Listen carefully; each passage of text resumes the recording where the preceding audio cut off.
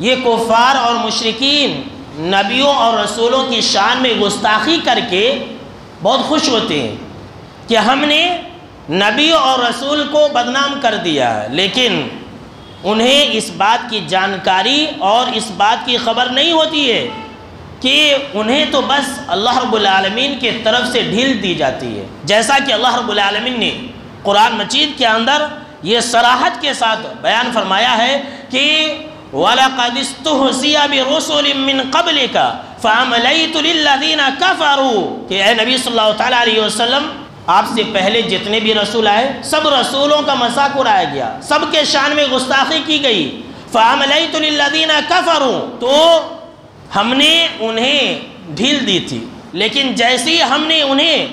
اپنے عذاب میں پکڑ لیا فَكَيْفَ كَانَ عِقَابِ تو میرا عذاب کتنا خطرناک تھا۔ یہ اللہ رب العالمین نے وعدہ کیا ہے۔ اور اٹھا لیجئے قرآن مجید، حضرت نوح علیہ السلام کے ساتھ مذاق کرنے والے لوگوں کو اللہ رب العالمین نے پانی کے اندر ڈبو دیا۔ حضرت ہود علیہ السلام کے ساتھ مذاق کرنے والے لوگوں کو اللہ رب العالمین نے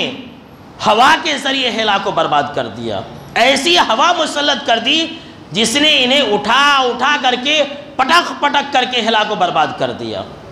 حضرت لوط علیہ السلام کی شان میں گستاخی کرنے والوں کے اوپر اللہ رب العالمین نے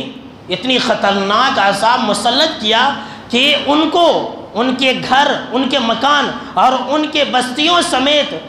زمین سے اٹھا کر کے اوپر لے جایا گیا، اور وہاں سے اللہ رب العالمین نے الٹے منہ انہیں زمین کے اوپر پھینک دیا۔ شعیب علیہ السلام کے ساتھ مذاق کرنے والے لوگوں کو اللہ رب العالمین نے چیخ کے ذریعے ہلاک و برباد کر دیا۔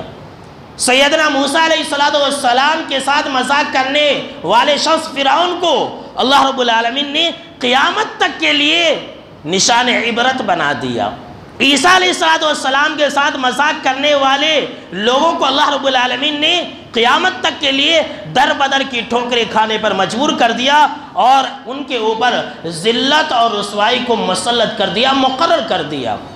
اور کیوں نہ ہو، اللہ نے وعدہ کر کے رکھا ہے کہ ان الذین یؤذون اللہ ورسولہ،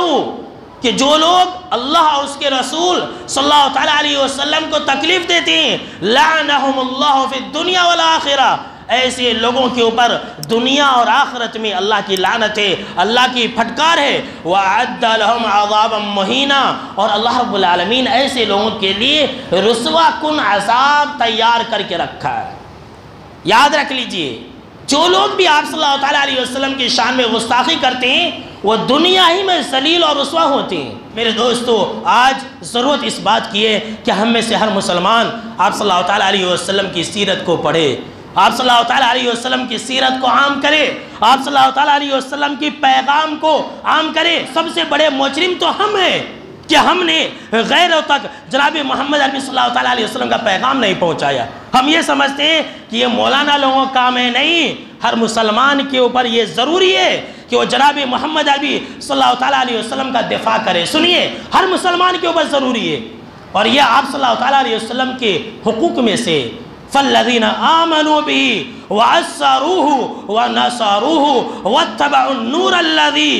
انزل معه اولئک هم المفلحون۔ اللہ نے کہا کہ جو لوگ اس نبی کے اوپر ایمان لائے ہیں وہ لوگ